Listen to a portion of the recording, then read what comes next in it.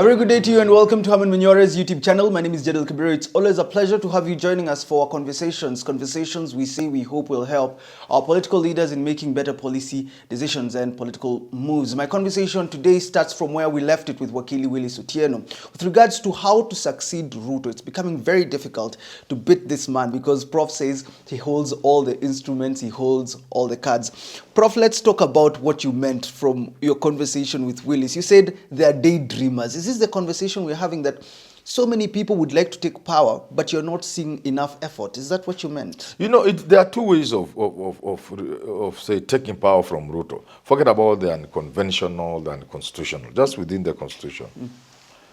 The first one is if we do things the way we have been doing them, so that we get to an election in 2027 and the Ruto must face Gachagua, Raila, Kalonzo, Mudavadi, the normal politicians.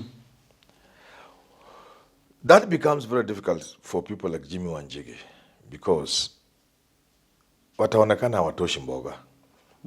In the eyes of Kenyans, a person to run against Ruto must be somebody they view as a big politician, a regional kingpin, a man with immense, huge following. So I was saying Jimmy Wanjigi doesn't fit that bill. So that will leave us people like Kalonzo Musyoka. And I was saying, if Raila is going to remain with Kalonzo Musyoka, with William Ruto, and if Rigathi Gachagua will not run against Ruto, in other words, so there is Gachagua, Ruto, Raila, Mudavadi on one side, Kalonzo may be no match. And Jimmy Wanjigi will be a daydreamer. That's what I meant.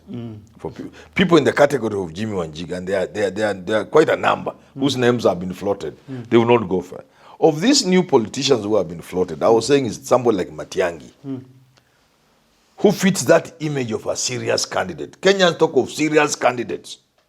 That's what I was trying to do. So you must move. I was saying Jimmy Wanjigi has to move up his game to be viewed as one of the serious candidates, the way now Matiang'i, for example, is. Now, there is a second way of removing Ruto from power, constitutionally. That is, if this Gen Z revolution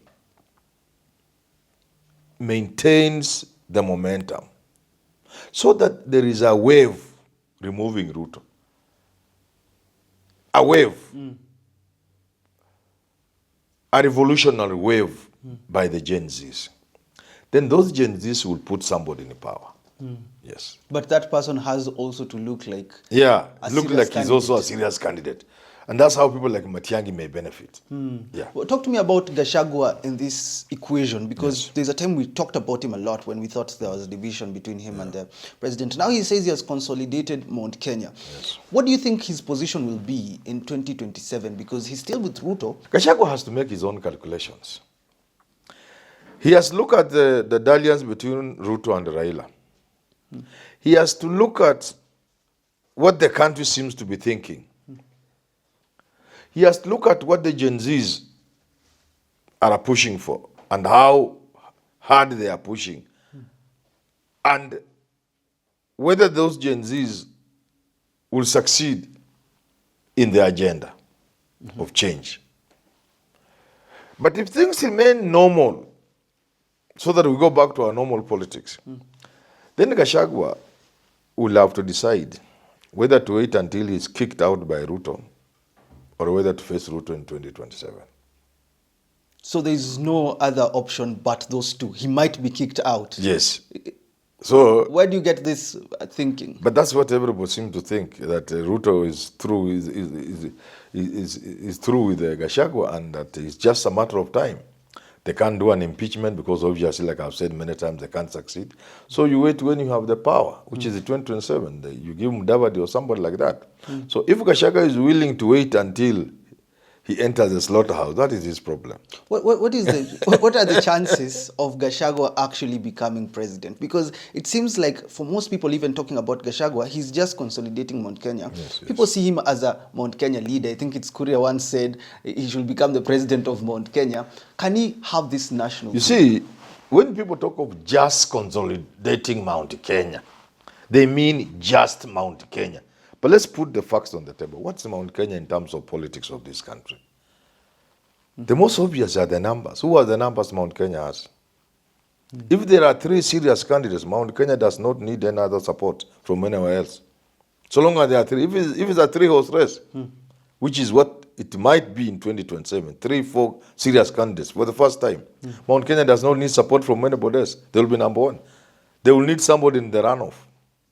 Is it called a runoff? Yes. Yeah. They will not need, they will be number 1. Because if they put 5 million votes, who else can put even 3? Atago. Who can put Atago from their home? From their home, no. Yes. Only Gachagua will put 4-5 million on the table. Or any other serious Mount Kenya candidate. So you can't call Mount Kenya just Mount Kenya. Secondly, those are the custodians of the resources of this country. The economy of this country is in the hands of Mount Kenya people. So that is a fact you can't deny. You can't wish away a community like that. Number 3, Mount Kenya is the most serious political group in this country. And this is borne out by the history of this country. They are all in the struggle for independence. And they produce the first president. They have networked enough. They have enough resources. So you cannot refer to Mount Kenya as just Mount Kenya. So if Gachagua were to decides to run, now that everybody is admitting he has put Mount Kenya, he has rallied them together, they are one, and they are behind him. If he decides to run, and they support him, he will be the front runner.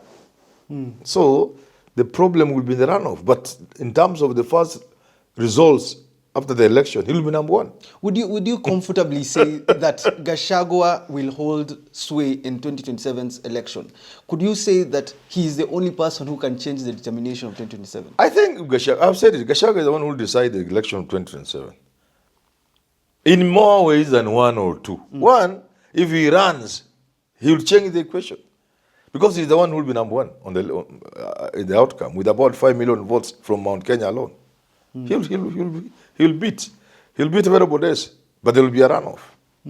So that is introducing a runoff for the first time. If he supports Ruto, and Raila supports Ruto, they will be announcing to the people of Kenya that the politicians can be in one corner against the people. That the politicians have decided they are so smart, they can run against the people.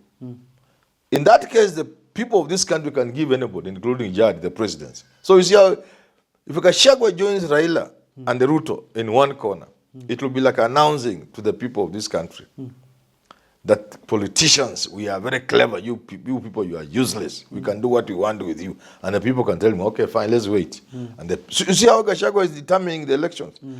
But more and more directly, if Gachagua decides to support Kalonzo Musyoka, that will be a dangerous card. And especially if the youthful population of this country sees that as the only option of removing Ruto. They may not like Gachagua and perhaps even Kalonzo. But it will be such a viable ticket. Anybody interested in removing Ruto and Raila from the political scene will support that ticket. So you can see how Gachagua is being the man to watch. How about without Raila in the equation? Say Gachagua supports Kalonzo. There is also this side of William Ruto. How about without Raila in the equation? Because he's saying, I'm quitting active politics. Will this have any impact on Ruto's candidacy? Yeah, of course. If Raila doesn't play a very serious role, then that weakens Ruto in Western. The votes he was going to get from Western, they become easy to get for any other person.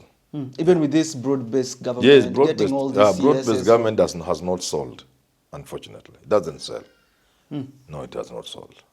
Why would you say Many Kenyans are not for this broad-based animal called broad-based government. They are not. What do you think the psychology of a voter now is? If you look at this broad-based government, there's this conversation about Gachagua, there's this Jimmy Wanjigi. What is an average voter looking for when it comes to 2027? I have said, if things remain the way they are, an overwhelming majority of the voters will want the Ruto out of State House. Yes. at the level of wanting and thinking. But you have to move it to the next level, which is to vote him out. Yeah. But if things remain the way, many people are through with Ruto in terms of the voters. Yeah. So the question is, who will the people look at? That's where the danger is. Sometimes there's nobody. So there has to be a wave to turn people who otherwise would have been useless into threats to Ruto. It's one thing not to like Ruto, but it's quite a different thing to get somebody to replace him. So in that case, you either don't vote, and Ruto mobilizes the few who vote, and it goes through. So it is, if a formidable candidate comes up to feed into this anger and rejection of Ruto, that's why people like Matiang'i, this thing is beckoning them. Come, come, come. I'm not saying they're even good people. Nobody should get me wrong. They are not even good people, and I've said it. I said it when I was with Willis. Yes. I don't see anybody who can change this country. Among all these people, you need people like us to change this country, because it will be a complete trajectory with somebody like me. A complete about time. Then what is lacking in people like you, as you said? Yes. What is lacking? Why? The Kenyan psyche of a serious candidate. I'm asking. If I decide to run, for example, if I surmount a lot of the obstacles I have to do, and I run, I'll just classify it as another rank, another run. It's just others. Those others. Yeah. So and so many. Then others on 1%. So who wants to go through that? It's not at the level of ideas. Look at Gachagua with his crazy ideas. Some of them were really ideas. Yes. But you're just among others. Because of the Kenyan way of looking at the politician. That's what I was talking about, Jimmy Wanjigi. Kenyans have this tendency to look for the so-called serious politician. And it is an historical thing. Most likely to win. Yeah. Not most likely to win. They're just serious. It is historical. The Jaramogi Oginga Odinga family, the Jomo Kenyatta family, the Daniel Arap Moi family. And then the hustler sneaked through before they knew he was... yeah. So if there's someone whose cards who can likely sneak in, is Gachagua. Gachagua has already propelled himself to the big league. He's in the big league now. He's among the so-called serious politicians. So for him, he's not sneaking in. He's a card-holding member already. But he has also had to sneak. He fought his way like Ruto. Actually, Gachagua, you can draw a parallel between Gachagua and Ruto. Gachagua forced himself into the league the way Ruto forced himself to be a card-holding member. They are outsiders, but they are inside the club. But so when they go out, people talk about them. So the system, let me tell you, that's why I have not much hope in these people. The system will eventually clear these people from the system. It doesn't matter when. Fine, because they're outsiders. Ruto is an outsider. Gachagua is an outsider. They will be evicted from the house eventually. And the system will reboot and restart again. And they will, because you can't beat a system. So is this what you mean every time you say Kenya needs a reset? A reset. A reset means a person who comes with completely different thinking. A paradigm shift in the way we do our politics. Not paying lip service. If we say we have enough money to give free education, you want somebody who can come and say there's enough money to give free education. Where am I getting this money? First of all, I'm getting the money by stopping theft and wastage. And you mean it. And that's what Manyora would do, for example. No theft, no wastage. A person who says the free medical care, quality. Unaingia kwa hospitali ya serikali, iko madaktari, well paid nurses, healthcare workers, equipment, everything, and you walk out. Where do you get that money from? You stop wastage, you stop theft. But you need a radical mind like mine to tell Kenyans, in fact, I can stop taxing you. Zero tax. But get enough money to run this country. Who knows how much we have in minerals in this country? Have we ever talked about our minerals? No. Our natural resources? No. It's other people who are enjoying those resources. You need a serious paradigm shift of a man willing to take the risk to be killed by those who benefit from Africa. People who wouldn't like to see an African changing their country. people, who will plan to assassinate presidents of Africa. So you need a man like me who wouldn't care to be assassinated. So you look at this political class now, we say we don't have any hope. No, those ones they can't. Nothing would change. They would do something within the normal range of better, kidogo hapa, Raila angeingia kidogo, free education, elef sita. If it is me, it's not 6,000 shillings. First of all, there will be jobs. 5 years of my presidency, the joblessness will be so low that you will not even notice it. Kenyans will change. There will be no slum in this country. Hakuna Kibira, hakuna Kawangware in 10 years. Kwisha. You need that kind of mindset. It is possible. We have the resources. Some of it we steal. But most of it is going to other people other than Kenyans. Why would you in the 21st century, for example, be exporting raw animals live? You go to Mombasa. When I saw for the first time, I said, nilikaa chini. No. I wept for my country. You escort an animal, you export live animals. Zinaingia kwa meli. It's happening. Even now. Go. Yeah.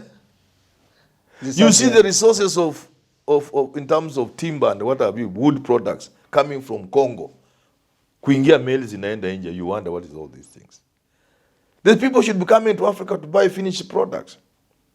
If you export an animal, living animal, live, you have exported, 50 jobs at Ago.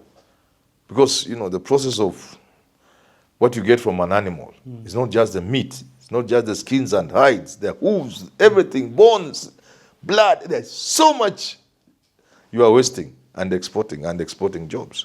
So you need a paradigm shift in terms of thinking. Why would we be exporting tea, raw tea? And for example, and for really something that can even make me want to cry. Why do foreigners still own those tea farms in Kericho? Why? And the leases have expired. Why would foreigners own Del Monte? Why? So you need a paradigm shift, a man who will be lucky to survive one term because he will be assassinated. And that's people like us are ready for that. Well, thanks for tuning into that conversation. What will you be looking for come 2027? Serious candidates or ideologies? Thanks for tuning in. Have yourself a lovely rest of your day.